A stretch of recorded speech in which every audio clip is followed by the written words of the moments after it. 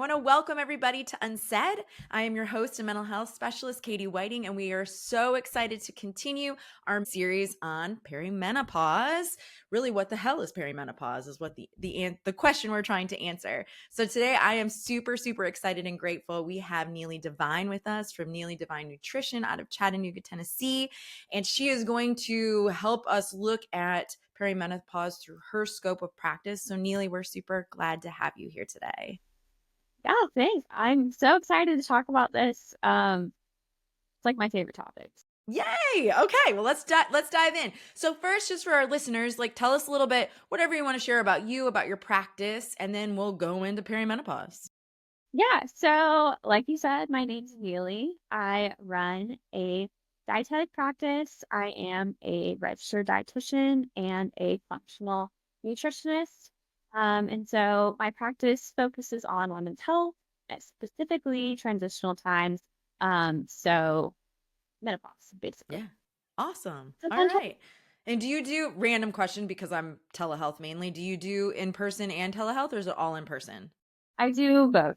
Yeah. I really like in person, so Yeah. I try to focus on that, but I do both. Okay. Yeah, awesome. Awesome. Well, again, we're super excited to have you. So let's just jump in like through your scope, right? Through your understanding and your practice, what to you and your profession is perimenopause? Yeah. So perimenopause is a super fun time where everything is changing. So a lot of people, when we hear perimenopause, we just think, okay, estrogen is declining. Sometimes we think progesterone, but a lot of people, it's just like estrogen. And so while yes, estrogen and progesterone are declining, this is a transitional period where literally all of our hormones are changing, whether that be insulin, hunger hormones, all of it is changing. And so we kind of have to look at the body as a full picture of that. And that estrogen and progesterone, yes, they play big parts in reproduction. Yeah. Um, but they also have roles in the whole body. So a big, lovely time of transitioning. That's awesome. Awesome. No, I get it. So as we have in our other, in part of this mini series, which I've talked to you about and our listeners know, is we've been using myself and my symptomology just as the baseline to start to sort of uncover, because I think we could probably sit all day and talk about the random symptoms that could come during this time, such a broad range. So if you're cool, let's go into it in the idea that like I'm coming to see you, right? So like this might be our first visit, and maybe the nurse practitioner who sort of reviewed my hormones and said, "Hey, we might be headed that way," sends me your way. When I come in, what are you looking for? What do you want to know about me? Yeah, so obviously, I want to kind of have an idea about your diet. What is your exercise like? Are you having any symptoms? So, like, are you gaining weight? Are you losing weight? Are you having some GI stuff going on, like constipation, bloating, just pain in general? Hmm. Because diet and lifestyle are our biggest levers with this. And so, kind of finding out what's going on with you, um, working together to figure it out. Okay. Okay. Yeah. So I come to see you. It's the whole story. And that's what we're really finding out. Just like you said, I interviewed a nurse practitioner, Lauren Barlew, who I think you know.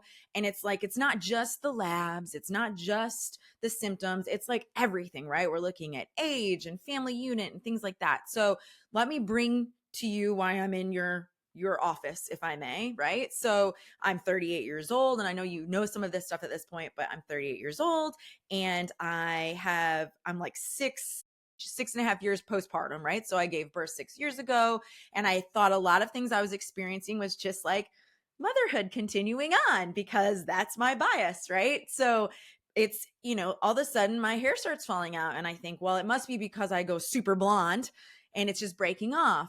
But that's not it, right? And then in the night, I would wake up and I'd be not like full, they always talk about, hot flashes and like soaking wet. No, I'd just be like a little bit hot with a little tiny bit, beads of sweat, if I may. Right. And then I'd realize like my mood before my period came was getting a little bit more intense. And I think my partner and in my family unit were like, hey, something's happening that week before in comparison to my baseline before, right? And then night wake ups, like that would also lead, like I'd wake up, I would be a little bit heightened with anxiety, but keeping in mind I'm a mental health therapist, I'm a mom. So I kept pushing it off to like, this is my mom anxiety, my mom anxiety. And I guess that's the main ones. So I get my blood drawn and they do like the main hormone labs, testosterone, estrogen, progesterone, and progesterone's super low. So I head into that category. And so now I come to you and I'm on 100 milligrams of progesterone every night. And I will say, I don't really think there's a lot of symptomology improvement. I think it made me feel a little bit wild the first month because of the hormone. And so, yeah, what do we? Yeah, yeah. So with progesterone, and I noticed you said you are having some bloating and you are Yes. hungry, Yes. a lot more hungry. And So so hungry. that is super normal when you're starting progesterone. Okay. It does increase appetite and then it does, or can cause some people to hold on to water. So that's going to kind of cause that bloating. Okay. Forever though? Not forever, not Okay. forever. And so when kind of addressing progesterone, we kind of need to be talking about food and lifestyle intervention. So progesterone doesn't like to hang around in a stressful body. And so because progesterone, that's what we need to get pregnant. If we are overly stressed, our body's like, it is not safe to have a baby. So we are not going to produce progesterone. And so this could be mental. So you're having a lot of anxiety, mental stress, workload. It can also be undernourishment. So you're under eating calories, you're not eating enough nutrients. And so your body is like, oh my gosh, this Yeah. isn't safe. And so even if you are taking progesterone, we want to make sure we're supporting your overall body so that you are still producing it a little bit. And so we just want to help regulate that and your body use your hormone replacement Yeah. to the best of its ability. Okay. Okay. Which I just learned, right? I had no idea progesterone doesn't like an anxious body or yeah. Okay, so I'm sitting with you and you're realizing that you're explaining this to me. What do we do next? Where do we go? Yeah, yeah. So, like you said, I sent you that intake form. Yeah. And so there was a 3-day food log in there. And so you Yeah. kind of gave me an idea of what you ate for 3 days. And this Yeah. is just a snapshot into your life. But Sure. I looked over that and I have some thoughts. Oh boy, let's do it. Okay. Okay, okay. Yeah. I'm noticing you're skipping breakfast some days. You're just drinking coffee. You are kind of eating higher calorie, or not higher calorie, you're eating higher carbohydrate, lower protein, and you are eating a good amount of fat. And Wait, I so am or I'm we're, not? you are Fat. eating a good amount of Okay. fat. Okay. Okay. Yeah. So higher carb, lower protein, fat looks okay. And so with this time period, this is super common for women. Our bodies are changing and we're like, I feel bad. I want to change my diet. I'm gaining weight or my weight is shifting around. I don't look how I used to look. And so we kind of go with the mindset that less is more when it comes to calories. And so we kind of focus on carbohydrates and fat and kind of skip the protein. So with you, that's where I would start. Um, with the amount you exercise, which is, you said 4 to 6 days per week, and you're gym, running, boxing, we want to prioritize muscle growth. And so we really want to make sure you're eating enough protein, especially during this time, because we are losing testosterone. And so we're not as able to build that muscle. So if we're not eating enough in the first place, we're not going to be building. Okay. So my therapist recap. Okay. So if I'm hearing you correctly, which I know that has been like, first of all, carbs over protein any day, right? Because that's what I would prefer. But okay. So because of my, not just in general, my age range and what's happening to my body, we're losing testosterone Mhm. and I need that why in regards. Yeah. I need Yeah. that why. Yeah. So some people don't know. women, we produce testosterone, not in the Yeah. same levels as men, obviously, but testosterone, it kind of tells our protein where to go. And so it's going to be like, we want to support muscle growth. So that's where it's going to go. It's going to go to our muscles. And so when our testosterone is declining, we are losing muscle at a quicker rate. We're not putting it on. And then our body is more likely to hold on to fat. So it's exact opposite of what we want. Yeah. Right. So yeah, that's basically the mechanism there. So with you, we definitely want to focus on protein. And so yeah, Yeah. So for a person, so for me, I'm using myself obviously. Okay, so for me, grew up vegetarian, and so I do since my pregnancy, I don't know what happened during pregnancy, but I could have eaten a whole cow every day. This is like this craving for beef. So I do eat meat now, but it's not my favorite thing, right? So I don't love it. I don't love the texture, but I'll, depending on the thing. So where do you start with me in the nutritional value of like just increasing my protein? I would start with breakfast. So a lot of people, we get enough protein at lunch and dinner, but if we're not eating breakfast or we're eating things like oatmeal, is what you said, Yeah. there are ways we can kind of add that protein in. So if you're not wanting to eat meat, nut butter to your oatmeal is a good start. Honestly, sometimes I like to use protein powders in the beginning. Food is better than protein powders, but Sure. just to start off with, Yeah. adding in some of that to a smoothie or something. I know you don't eat dairy, but Greek yogurt is like my favorite thing ever. Yeah. Yeah. To add in nuts.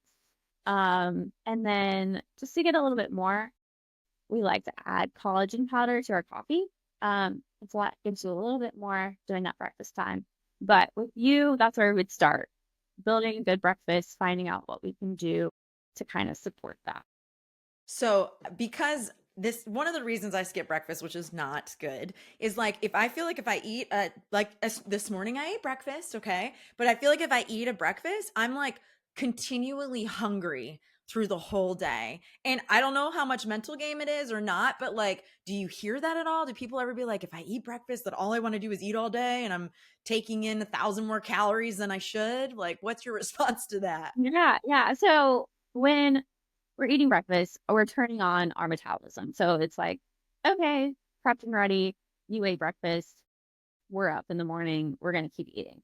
So that's kind of telling me if you're hungry throughout the day that you are not getting enough protein and fat at breakfast because those are what's going to keep you full throughout the day, kind of regulate your hunger. And so, yeah, back to that, focus on that protein and getting a good amount. Okay. Okay. So side note, because Greek yogurt, I wish I could. It just makes my stomach so upset. My belly, you can tell I got little kids at home, but it makes my stomach so upset. Would you like, there are replacements now. Obviously, there's coconut and things, but it's not the same. It seems like it's high sugar and not the same caloric intake. Do you recommend those replacements in regards to like yogurt? Yeah, one of my Okay. favorites is Kite Farms. Yeah. It's pretty good. There Yeah. are some that are higher sugar, but yeah, my go-to is Kite Farm. So if people Okay. don't eat dairy, that's what I would say. That's your, Try them out. See what you think. yeah. Okay. Okay. So note to self, I've got to, and that's why it's so cool to have you on today because while we learned like with Lauren, we learned like what perimenopause is, what they're looking at, that you don't have to like you're most likely everyone's going to go through every woman is going to go through perimenopause. You don't have to sit in the severity of the symptoms. Like there are things to manipulate and do. And I had a lot of people, a lot of listeners come in and say like, but I don't want to start hormones. Like I want to try to do it the nutritional way. Do you have those individuals come in that haven't, like myself, started progesterone and they're like, what can I do? Yeah, yeah, 100%. And like I said, I think when we think Yeah. menopause, we think, okay, hormone replacement, that's the first place to. Right. But if we don't set up our body to be the healthiest it can be, we're not going to be able to use those hormones the way that could optimize our health. And so, nutrition and lifestyle, stress reduction, movement are all going to be like if you're looking at a pyramid, those are the bases, and HRT is at the top. So really you should be like ground zero for people to come see you. But I'm just saying to get the idea of like, get the baseline set There's and so then, many things you can leverage to yeah, help with this. yeah, And like, if you don't address metabolic health while you're on hormone replacement therapy, you are setting yourself up for inflammation. You raise your risk of cardiovascular disease yeah. and cancer. And so, if we're not doing that before, you can do it during while you just started, like you. But just to make sure we are helping our body use these hormones the best that we can. Yeah. So let's lead right into that. The fear, right? The known fear of cardiovascular disease, of increased cancer, like any of these hormone replacements, just increasing our chances. You're saying I can work on, like I can aid myself. I'm not even saying this correctly, but you said it more eloquently. Like I can be working on helping my system right now while I take progesterone. How can I do that? Yeah, yeah. So, like I kind of mentioned before, reduce that stress. So, we want to make sure you're eating enough calories. Um, During periods of stress, magnesium is the first nutrient to go. So, we need magnesium for stress reduction. It's in over 300 reactions in the body. And so, during this time period, our stress is elevated because our body is like in a transition period. Yeah. And so eating foods high in magnesium, like pumpkin seeds, almonds, avocado, all of that good stuff. With you, you are dealing with some more anxiety, and Yeah. there are a bunch of forms of magnesium. The L-threonate is a form of magnesium that works on the brain. So you, I would probably talk about adding that in as a supplement just to see what's going on there. Yeah. But I do want to say you can't out supplement a bad diet. Yeah. Yeah. I like that. That should be like a some kind of bumper sticker. Yeah. Okay. So you would start me on that magnesium looking for what? For decrease in my overall anxiousness? What do you? Yeah, so Yeah. magnesium, it helps support your whole, what am I saying? Yeah, you're Your good. whole neurotransmitters. So Yeah. it plays a big part in regulating your neurotransmitters. It also helps use vitamin D, which we see that is low in a woman. And vitamin D helps with bone health. It helps with regulating blood sugar. And Yeah. so we just want to make sure that, hey, you're in a time of stress, you're kind of burning through magnesium faster than you otherwise would. Let's just make sure that we are supporting that Okay. well. Absolutely. So for myself, I take, I guess a one a day type of supplement that I believe, now I want to go get it, has a little magnesium in it, but that doesn't matter. We would still then supplement with this magnesium you're discussing. I would want to see how much is in your supplement. Sure. We don't want to go over a certain amount. Sure. And so we kind of tweak it based on what you're already taking. Okay. Okay. And do you like, I'm jumping because my brain's like on fire right now with all of this, but for you, like, I mean, I know from the mental health perspective, vitamin D, especially in wintertime, is low. You're saying it, that feeds off of magnesium. It's even lower in women. Do you run labs to see this stuff? Or are we just going on symptomology? What does that look like in your practice? Oh, yeah. With vitamin D, it acts like a hormone in the body. So I would never tell somebody to take vitamin D unless I see a lab and Okay. it's low. Okay. And vitamin D, it is super hard to get in food, so it is really low. Yeah. But I don't like to jump to conclusions with Yeah. vitamin D. Um, Yeah. but Okay. super important if you're trying to lose weight. Vitamin D is a good one to look at because it can really cause some issues with blood sugar. Yeah. Okay. So it's going right in order as I wanted to. So blood sugar, like that's, especially since pregnancy for myself and a lot of, I do perinatal, right? So I see a lot of moms in postpartum breastfeeding and things and their blood sugar, they just know it at this point. It's all over the place. And so, I say that as a little bit of experience, but fast forward to now, even on progesterone, I just feel like I'll eat and then there's just a crash. I can feel it all. So how, from your perspective and your scope, like how do we regulate? And you might have hit on it, like regulate blood sugar a little bit. Yeah, yeah. So there's a few ways I that bet. I like to start off with. Sure. And so the first one would be when you're eating a meal, we want to make sure, or snack, we are pairing a carbohydrate with a protein and a fat. So we're not just eating a bowl of buttered noodles, but we're kind of looking at that and we're like, hey, maybe I need to add in some protein fat. So maybe like a pesto sauce, I could add in some chicken, but kind of looking at that as a whole and making sure like, hey, this is a balanced meal. If I'm having a snack, even like a piece of fruit that's high in carbohydrate, I'm gonna make sure we're pairing that with like a handful of nuts or like a cheese stick or something like that. So that keeps that blood sugar in check.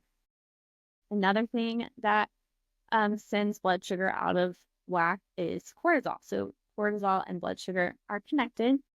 And one of the ways we can kind of regulate that through diet is not drinking coffee on an empty stomach. No. Okay. I hear you. So not drinking it on an empty stomach, and kind of waiting an hour or two after we get up. So we wake up, our cortisol is that hormone that kind of wakes us up and it goes up and then it comes down, and then melatonin production starts at night. So if we are drinking caffeine early in the morning, that cortisol is already high, we're not eating or drinking it with a meal, that is going to kind of send blood sugar all over and kind of make you a little bit more anxious. So making sure yeah, Setting myself up for disaster is what I'm getting that. I realized like whatever the other assessment was I took that you sent me where you had to like score it and I got to the end and I scored like I think it was like 51 or something. It said like severe. I don't know what it said. It was just like a big you're score and I was like, "Oh my gosh, I had no idea." But no good. So back to blood sugar like no, that's great to know. So again, I know we're using myself. I just keep saying that for the listener, but like on the mornings, right, where I get a chance to have a 30, 45-minute workout, I first wake up, whether it's at my house or the gym, I go and work out. And like when I get back home, I am like, it's almost like a addictive craving for my cup of coffee with my little bit of oat creamer in it. So you're saying ideally, even if I've worked out, would be best to get some nutrition in my body and yes, wait. yes. Okay. With drinking coffee, sometimes too, we're drinking it has a little bit creamer in it. It kind of sets our appetite lower, and so we're just not as able to get enough fuel in. Um, But yeah, going back to blood sugar, another thing I like to use is a 12 to 14-hour overnight fast. So it's pretty simple because we're asleep. We're not really thinking about it. Right. But it's like, I stop eating at 8 at night. I'm going to wait until 8 in the morning to eat my breakfast. And so this kind of sets up your body to have a time to digest your food, use that excess insulin, excess blood sugar, and then blood sugar dysregulation is a big reason for sleep disruptions. So just making sure that we're all dealing with it, supporting sleep as best we can. So the nighttime snacks right before bed, probably not good. Probably not the best. Interesting. Yeah. And some people, they have low blood sugar during the night. And so that's when we would talk about adding in a Sure. snack. But for the majority of people, yeah, 12 to 14 hours just to make sure, like, hey, my body has time to relax and digest. That's it. Okay, absolutely. And like just to finalize the blood sugar part, like, I think sometimes as humans and women, we're so busy, we become disconnected with our body and maybe don't even realize like we're having blood sugar problems that don't even align, right? So how do you get a patient to start to become aware of their like what their blood sugar is doing throughout the week? Yeah, yeah. One of the things I like is a CGM, so that continuous glucose monitor. Yeah. It can just kind of be a tool to be like, hey, like my blood sugar is actually super low right now, and I don't feel anything, but this is still stress on my body. And so having that tool is super helpful. If Okay. we don't want to use that, just kind of keeping track of symptoms, like a lot of things we just ignore. So I eat a meal and I feel so tired afterwards, or like I'm hungry all the time, kind of being like, hey, let's kind of look back at blood sugar. This is a sign that maybe we need to support. Okay. Okay. Oh boy, we got some work to do. This is good. Or I have work to do. I do. I do. Okay. So So many, again, back to, just to reiterate what you're saying, is like, this is a story, right? This is a whole picture of symptoms and of things that could affect, etc. So blood sugar is a very good one to note. Yeah. Obviously, you see that in just the food I'm bringing in my body in my morning cup of coffee. Take me into, if you don't mind transitioning into, because I'm sure I know foods have to do with it, food and mood, but mood challenges, right? So now we're in your office, and I know we've hit on my anxiety, but I'll be honest, that week before my period comes, I'm irrational, which is not usually my norm. I mean, I'm loud and a lot anyways, but that's like so much. So, yeah, what do you do in regards to helping, mood? Yeah, yeah. That's kind of where we would look at gut. And so Yeah. with having PMS, um, normally, especially during this time, it is due to low progesterone because progesterone is a mood stabilizer. And so that's decreasing. And so during PMS, we're not having that extra break. Um, so kind of supporting progesterone, like we talked about with the stress reduction stuff. But then also looking at the gut. So serotonin, our feel-good hormone, the Right. majority is made in the gut. And a lot of us don't have great gut health. So whether you know it or not, um, majority of us, our guts are not thriving. And so there's a lot of good things we can do, like eating fermented food, like kefir, kimchi, pickles, even just getting that fermented food in. It really helps our gut microbiome. Um, Fiber, we talk Yeah. about fiber a lot, but it is so important. Helps like create good bowel movements, help bowel health, feeds our gut microbiome, and then avoiding, especially during this time, avoiding caffeine, not alcohol, avoiding Yes. alcohol. Yeah. And so basically, we're taking these hormones or we're making them either way. And so alcohol is a toxin to the body. And so when we drink alcohol, our body is like, let's get rid of this before we get rid of our hormones. And so we want to make sure that we're supporting that detoxification of our hormones and getting rid of them. And so drinking excess alcohol can really tax the liver, um, especially now. So just kind of keeping that in mind. Yeah. And then drinking alcohol right before you go to bed, especially now, can really cause a sleep disruption. So alcohol, kind Absolutely. of rethink your relationship with alcohol a little bit Yeah. during this time. Yeah. And during this time, meaning the week before, or like the period itself, like PMS itself? Yeah, yeah. All of it. The whole Yeah. Yeah. Absolutely. Absolutely. Okay. Okay. So yeah, to the gut. So if I come in, and again, I'm in your office, and we've got a lot of work to do, it sounds like, and I'm into, the mind gut. Obviously, I absolutely believe in the mind gut connection. And how do you sort of, in a world of instant gratification, right? Amazon's delivered in 2 days. Like, how do you help someone really focus in on getting their gut health to a better place while keeping, like, it's easy to say I'm going to start eating kimchi all the time, but a couple days in, I'm like, I can't, this isn't working. I don't really, because it's not black and white, right? So how do you do that? How do you help them? kind of make the changes. Yeah.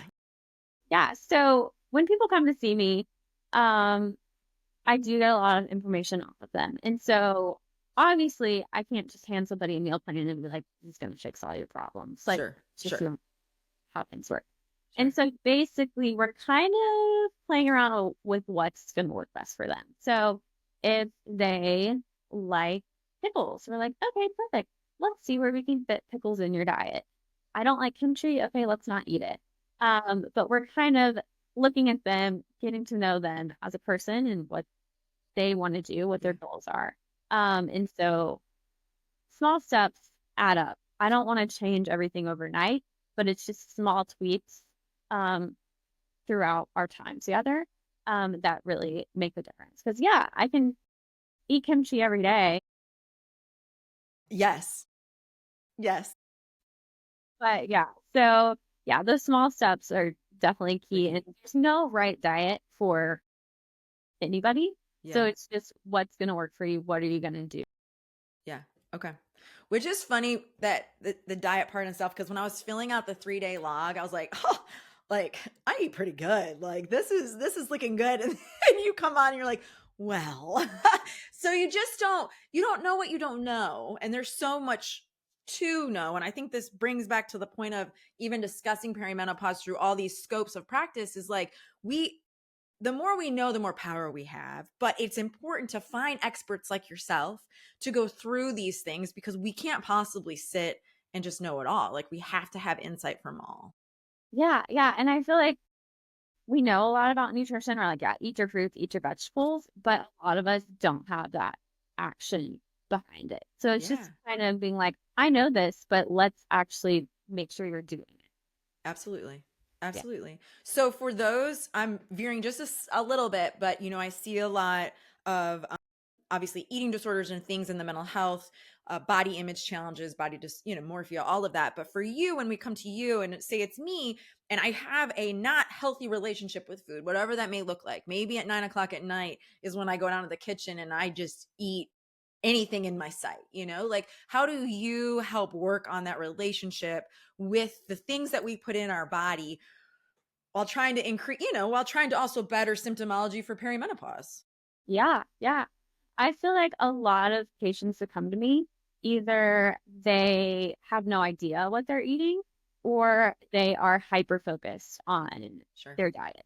And so I don't really like tracking. For a short time, it's helpful. It's Sure. just we're playing around with your macros, Yeah. but we're not really looking at calories as much. We're kind of refocusing on like mindfulness. So as babies, we all were pretty mindful, Yeah. but Yeah. kind of lose that when we're going on these diets. We're eating low fat, we're losing our hunger and fullness cues.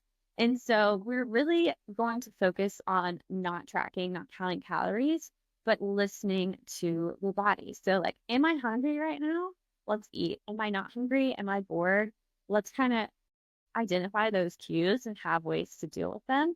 Um, a lot of people we're just like not eating enough in general. And they think they're eating enough, but it's like you're not eating enough to support like a 2-year-old. So we really Yeah. need to support this. And so when we start building plates that have focus on protein and fat and carbohydrate, and kind of use those mindfulness techniques, that really helps.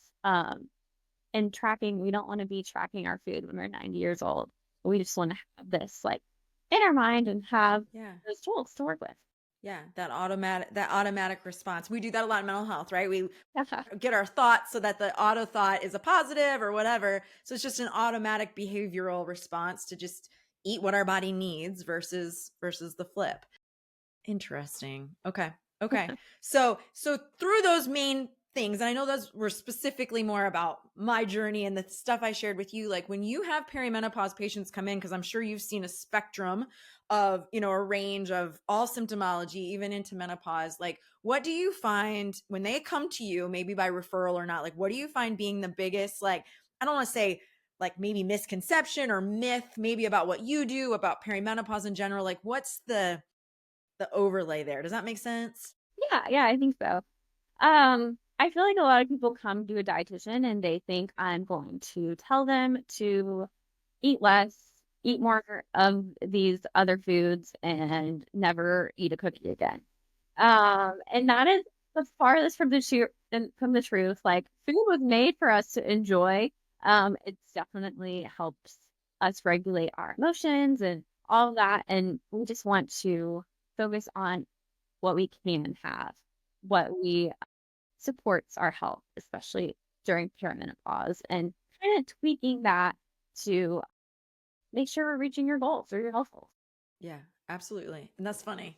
There's a, yeah, absolutely. I had it's, it's ignorance is bliss. I had a fear, like, any dietitian, nutritionist, like they're just going to make me keep track of my food all the time and tell me what, and that's not it at all, right? No, It's, no, like we're looking at your whole body and we just want to make sure like, hey, you're supporting your body well with what you're eating. yeah. And that is normally adding food, not taking it. Yeah, absolutely. So to piggyback on that question, women that come to see you, right, in this stage of life, do they already know that they're perhaps in perimenopause and menopause, or are you helping guide them that these are some of the things you see? Yeah, normally they know. Especially like if you're around 40, that's kind of the time that we start to see these changes. Right. And so if they're having symptoms, we kind of talk about that. But for the most part, they're like, hey, like I think I'm in perimenopause. Like, how do I support my Help. with this? Help. Help. Yeah. Okay. Absolutely. So to move, and I know today's about perimenopause, but I missed the boat in preparing for perimenopause because I think I'm there now because I didn't know, right? So now while I'm in this transitional phase of perimenopause, like what could I be doing through your scope of practice, through your perspective to prepare my body, mind, and maybe it's everything we talked about for menopause? Yeah. Yeah. So as we know, after 50, women, our number one killer becomes cardiovascular disease. And so, along with that, we develop osteoporosis at a higher rate than men. And we also develop dementia at a higher rate than men. Mm, And so, the best way we can kind of support this is with what we're bringing into our body. If we're eating like trash, our body is going to respond in the same way. yeah. Yeah. Um, yeah, this is the perfect time to kind of look at your nutrition and kind of bring in some new things, some new foods, especially around movement. I see a lot of my patients, they are not exercising at all. And so during this time, like perimenopause, we are losing muscle at a higher rate. And so that is really hard to get back. So we want to make sure we are exercising, coming up with ways to keep that muscle and then support that bone health. So make sure we're not setting you up to have osteoporosis sooner. All that good stuff. Yeah, yeah, absolutely. No, that makes complete sense. I mean, it's good to have a goal for the next stage, right? Like gives me some work to do instead of just dreading it. Like I know it's coming. So I love it. I one thing I forgot, I was just looking at my list I was going to ask you about, and one thing I did forget about, and a lot of listeners were asking about this, is like without just hormone replacement therapy, like through the nutritional dietitian scope, sex drive. Like, do you Yeah. get that conversation? And is there ways that, nutritionally to my body that you recommend for increasing libido? Yeah. Yeah. So it kind of depends. Yeah. Yeah. But depending on what's going on, we do want to start with that diet piece, but there are supplements that can kind of help with this. One good one is maca root. So that can really support sex drive in women, and it's natural. We like that. Yeah. Um, what was I? Oh yeah. So dealing with that stress, making sure like we're supporting that, supporting our adrenal glands, making sure um our body is like primed. But yeah, maca root. And then there's also like chased berry, which is good. There's some adaptogen herbs that are good. Just to kind of help support. But Yeah. yeah, it's all a big picture. We can't just Yeah. focus on that. We got to focus on Yeah, because if you're starting through A, B, C, and D, if we broke this conversation down that way, then hopefully all of these things would be being attacked, not yeah, attacked, but being helped, nurtured is a better term. So to end the last part of this, I want to hit supplements, and you don't have to go into a list of everything that you recommend, but from the research I've done, not all supplements are created equal. There's a lot of different, and so for some of these like natural way, for the ones you mentioned with libido, or even for the magnesiums, do you recommend certain brands that? yeah. So I don't really have any like specific brands, Sure. but when I'm taking a supplement, we're making sure that it was third party tested. Okay. So, and then it's also nice to see that they batch test themselves. So they're looking at each batch. So, you're looking for something that says GMP. And so good manufacturer practices. Ah. And then, yeah, third party tested. Okay. Um, that's that's kind of about it. We don't want to take proprietary blends. So that's menopause is a big market. And so there's a lot of new stuff coming out. And the majority of them are proprietary blends, which is just blends of certain things. You could have ginger, you could have whatever else, but they Yeah. don't tell you the amount that is in any of it. Ah, They're normally very expensive. And they really don't, they're not worth the money. So avoid yeah. proprietary blends, kind of take other supplements.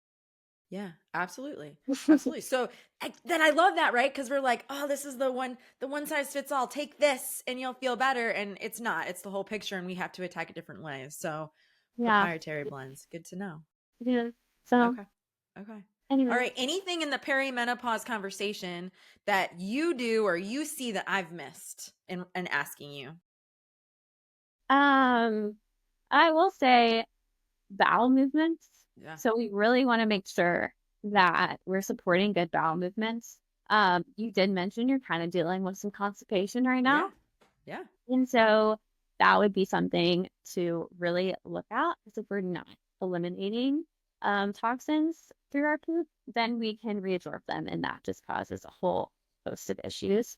I also see a lot of my patients come in and they're having diarrhea and they've had it for years, or they're having chronic bloating and they just thought it was normal. It's not normal. It's normally something's going on and it's not good. So yeah, with a lot of people, we do start with looking at the gut. And if you are having issues, kind of figuring out what's causing that and getting to the root of that. Okay. Okay. Yeah. Again, we get it. I think I was even in that place where like, this is just the norm. Like I had a baby and I'm a stressed working mom and it's really not like, doesn't have to be the norm. It doesn't No, have to be the no, norm. no, it's not the Yeah. And that, okay. So to wrap it up, I've been in your office for 48 minutes, let's say, and we go through this and you see the challenges and things I need to work on. What do you leave me with the first time to begin to work on where it's enough action plan, but obviously I can't jump into everything at the same time? What would you start with? Yeah, yeah. So we would start with that diet again. Um, what we'd really focus on is the breakfast piece. So trying to make you eat a consistent breakfast, kind of playing around with what we can eat or add in to meet those protein goals. And then we kind of play around with those blood sugar regulation um, techniques. Okay. Carrying carbohydrate with a protein and fat, 12 to 14-hour overnight fast, not drinking coffee on an empty stomach, Yes. all of that. So yeah, we'd really play around with the diet, kind of work on adding in more fiber, see why you're constipated. But yeah, that's where we would start and then Okay. kind of go. Okay. And I know this is maybe a loaded question, but like I think people, women, I know, are scared to like try these different providers and resources, right? Like to come see you. Like there's that stigma, like you said, like she's gonna make me not eat any food. But when someone comes in, like how for myself, and I know every person is different, how long should I expect to see you? How many sessions, give or take, or can you not really give that answer? Yeah, it really depends. So for you, I would expect to see you like we have an initial session that's an hour long, and then maybe 3 or 4 follow-up sessions. And then at that point, I would be like, if you need me, I'm here. You can schedule an appointment Yeah. whenever. But normally it takes 4 to 5 sessions. Yeah. But if you are dealing with some GI stuff, Yeah. it takes a little bit longer to figure that Yeah. out. Yeah. Patient. Yeah, absolutely. I think that's something for everybody to remember. Like, I think I do it all the time in mental health. Like, it took this long for our brain to get to this place. We've got to give it grace to take it time to get it to where we want next. Same with the body. Absolutely. Okay. Are you just able to see patients in Tennessee? Like, what is your area of licensure? How does that work? Yeah, so it kind of depends. I am licensed in Tennessee, Georgia, Florida. And then there are some states like California and Michigan where you don't need to be licensed. So it kind of just depends. Okay, so good for our listeners to know. So we're not, even though you're out of Chattanooga and you love face to face, it's not limited to just being in Chattanooga face No, to yeah, face. yeah, You no. have a broad range. Hello, Okay. amazing too. So Yeah. Okay. You better send me that list to post in. This has been amazing. I've learned a ton. I know that we could go on and on and on. Like there's so many ways to look at it. But for you and your practice, and you're a woman, and all of these women that come through your office, and you see like where do you hope to see happen to this storyline of womanhood, of perimenopause, menopause in the next 5 to 10 years? Like what would be an ideal Yeah. view for you? Yeah. Well, I just feel like now people are talking more about menopause, but it is in the scope of HRT, so hormone replacement. And we are kind of leaving out that whole body, especially the nutrition piece. So I'm hopeful that in the next few years, we'll kind of come around and really consider the lifestyle and the nutrition and how HRT doesn't act in a vacuum. You need a whole healthy Whole body to picture. really support that. The whole picture. And your practice is located in sort of a building where there's a lot of providers aimed for women, right? I mean, aimed to hit these different, if I did come in, which I do for one of the providers, that I could see everyone and sort of get the whole picture of my whole body, Yeah, right? yeah, yeah. Yeah, we have Lauren, which is great, and then mental health and nutrition all in one Yeah. building. Yeah, that's awesome. That's awesome. That's how it should be. But we'll get there. We'll get there. Okay. All right. Neely, which I love your name. I just want to say it over and over. What was your maiden name? Can you share? Do you care Yeah, to share? Neely Thomas. Oh, wow. So very different. Like Different. yeah. Yeah. Neely Thomas to Neely Divine. Well, it's very whimsical. I like. Thank you. I got love. Yes. I love it so much. Listen, we're so appreciative to have you on here and to learn from you. I could ask you 1 million questions, but now I know that I have work to do, and I appreciate you giving me insight into it, but I think it's great. So thank you so much for coming on today. Yeah, thanks for having me. It was Yeah. fun.